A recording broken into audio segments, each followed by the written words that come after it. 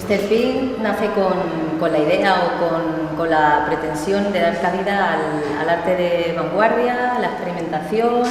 Nos interesa apoyar bastante a los jóvenes artistas y para ello organizamos todos los años una convocatoria que sale publicada en nuestra web y suele realizarse en mayo.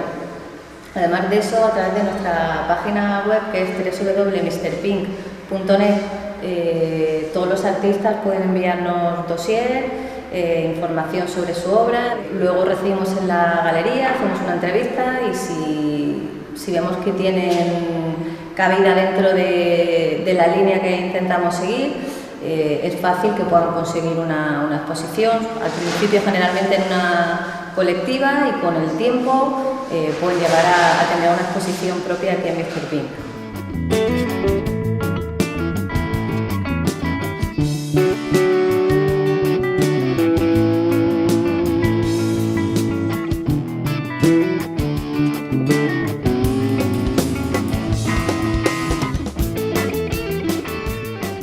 Yo creo que cada artista tiene su público, que puede ser mayor o menor, y el valor de las obras no lo pone el artista muchas veces, sino lo ponen unos intereses económicos, lo pone un buen marchante, lo pone una buena publicidad, porque al final el arte es mercado.